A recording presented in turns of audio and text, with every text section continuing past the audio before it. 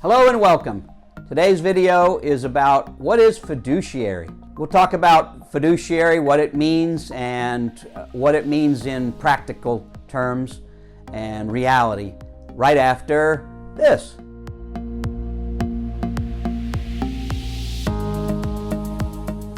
Hello and welcome back. So what is a fiduciary and why would I take the time to create a video about it? What makes it important? So let me read to you what the definition of a fiduciary. I don't want to bore you, so it's just a quick definition of what it actually means, and then I'll tell you what it means in reality, practicality. So the definition of a fiduciary is a person or organization that acts on behalf of another person or persons, putting their client's interest ahead of their own, with a duty to preserve good faith and trust. Being a fiduciary thus requires being bound both legally and ethically to act in the other person's best interest. So you're probably thinking, okay, Chip, so now I know the definition of a fiduciary, or I already knew that. So why is it important? So if you think about it, how many times in your day do you run into people that have your best interest over their own? I mean, that's very, very rare. And I'd say, honestly, human nature is to take care of ourselves. Maybe some people will say they'll take care of their family over themselves, which is awesome. But rarely will they take care of a stranger or somebody they don't know real well, or their immediate family. They won't take care of their interest over their own. That's why the word fiduciary is such an amazing position or interest, because that person is bound to be looking out for your best interest over their own.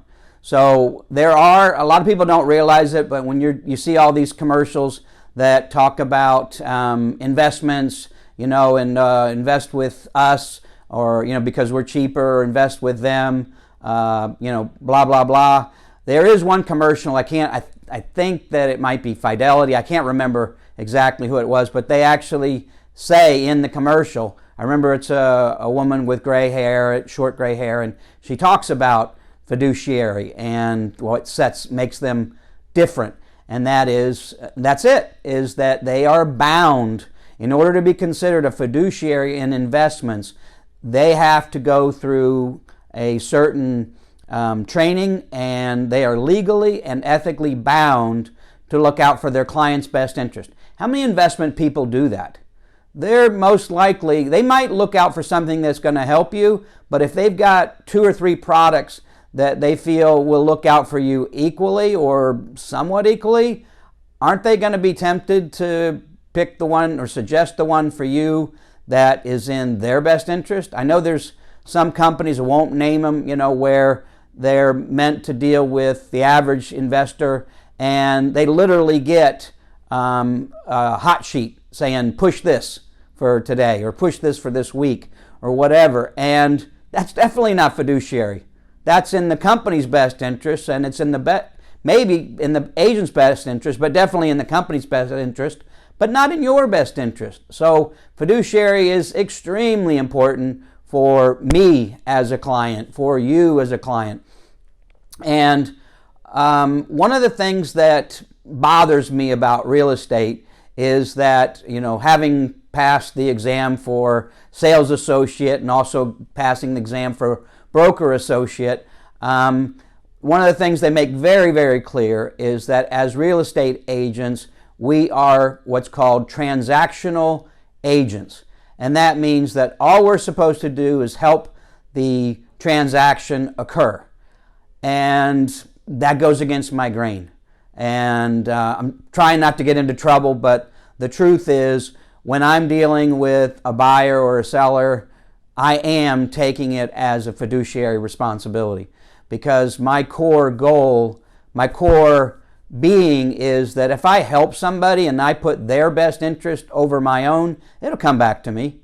They'll know that I'm looking out for their best interest, and they'll recommend me to their friends and relatives and anybody they come across, and they'll say, hey, call Chip, he cares. That's another way of saying He'll take a fiduciary responsibility for you. And that's the bottom line. Being a person of faith, there's a verse that is, to me, it really goes against human nature. And that is to esteem others better than ourselves. And most people don't really, they hear it, but they don't really understand and think about it. But that's not really human nature. For example, if I, am I going to look out for somebody's best interest over my son's? No, I'm not. But in a business situation where I have a client and I am working for them, I feel that I have a fiduciary responsibility to my client to look out for their best interest always. And, as my personal feeling is that and this was expressed by one of my teachers, is the whole point of us being transactional brokers in the state of Florida is to remove liability, for one thing. And the other is that if we have the opportunity to represent both sides and be the agent for the seller and the agent for the buyer, that we are transactional brokers, and therefore we're not betraying the interest of one client over the other, because we're just supposed to be making the transaction occur. I don't know if other people can do that easily. I had a situation recently where I came across a seller, and she had a really just a really sad situation that had happened to her within that year. And I talked to her for about an hour, and as part of the conversation, it came up that she had a townhouse that her mother had left her, and this real estate agent was dragging his feet. She didn't know where it was at. He wasn't communicating with her. And I said, well, I've got a buyer. I think I've got a buyer. Is this the price that you want? Because she had shown me the contract towards the end of the conversation, and I knew the neighborhood well. I know almost the whole county really well. And so she said, yes, that's the price that I'm looking for. And I said, I think I have a buyer. Give me a minute. So I stepped off the patio, and I called a buyer who particularly looks for townhouses to buy and rent. It's called BRRRR, buy, rehab, rent, repeat. And that's what he does. So I called him up. I told him, he knew exactly the neighborhood I was talking about. And he said, that's a good price. And so I went back to her and said, I've got a buyer if you're interested. And she wasn't under contract with the other agent, because that was one of the failings, is that he didn't keep the contract up to date. So she said, really? And I said, yeah, it's cash. And so we should be able to close in about 20 days. The only thing that's going to slow us down is the HOA, always, and the title. That could slow us down a little bit. But the HOA is usually 2 to 3 weeks. So that's the only thing that would slow us down. Otherwise, we'd close within a couple of days, literally. And so she said, okay. But so now I'm representing the seller. I got a listing agreement from her. But I brought the buyer, so I'm representing both, and I'm supposed to be a transactional broker.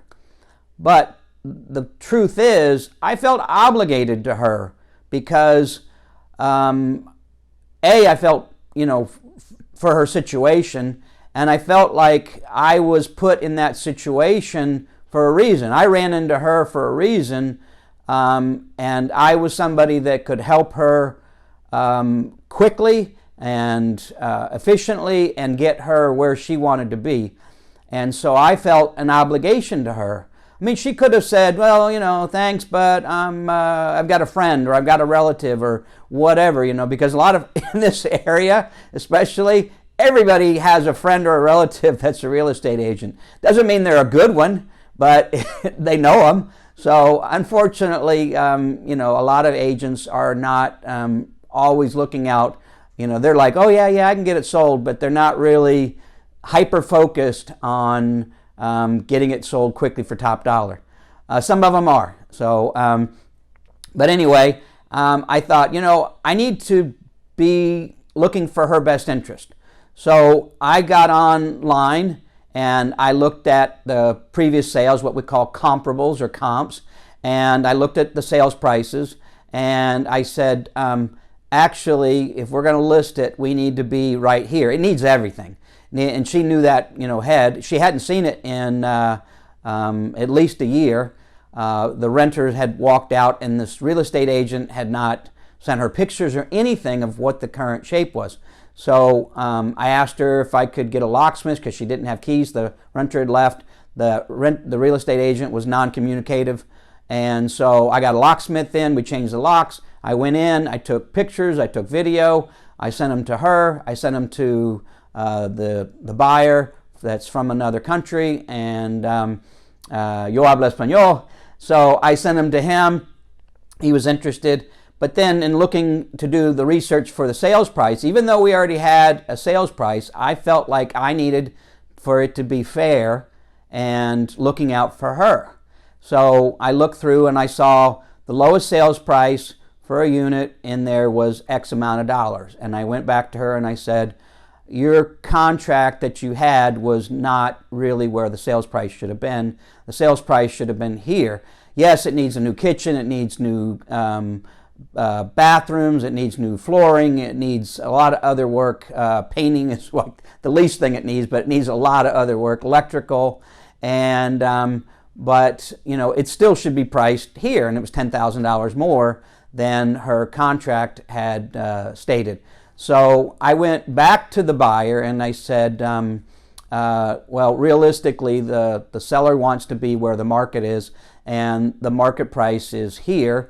And he said, okay, let me get back to you. And he did his research on, I sent him the comps, so he knew exactly where the pricing should be. And so he said, yep, it's still a great price, and I'm interested. And so we had a deal. So, I wrestle with that, quite honestly. Did I look out for his best interest? Yes, because I found him what he was looking for. It might not have been the best price that I could have possibly gotten, but I'd been hired and had a contract with her. And, I know that I'm supposed to be a transactional agent in that situation, but I felt a fiduciary interest or protection of her. And so I did my homework and found out where it should be priced at.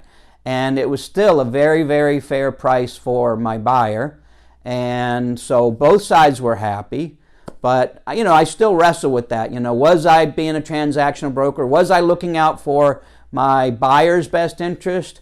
I definitely was looking out for her best interest, and I definitely helped him in his best interest. So, it's kind of a question. I don't know if it's a moral question or strictly a definition question, but I felt like I was fiduciary responsibility for her and that I was transactional for him. So I helped him get the deal that he wanted, and I helped her get the absolute best price that could be gotten, and we did it within 2 days. So she was happy, he was happy, and that's a perfect example of mindset. Some agents may have done the same thing. Some agents may not have. They may have just said, hey, we got a deal at this price and left it alone. But I didn't want to have it in my conscience that I could have done better for her, especially having gone through what she had, and she's putting her faith in me, signing this agreement that I'm going to be looking out for her best interest. That's why she hired me. It's because she got the feeling that I was going to be looking out for her best interest. And I felt like I would have been betraying that trust in me if I didn't do that. So I hope you find this video helpful and informational. You definitely know more about how my mind works, and that if I'm working for you, legally I'm a transactional broker, and that's what the contract's going to say, but you have to know that in my heart, I am looking out for your best interest as a fiduciary. That's just, legally I can't say that I'm a fiduciary, but that's my mindset. I'm always going to be looking out for my client's best interest. So until next time, be safe, be healthy, and take care.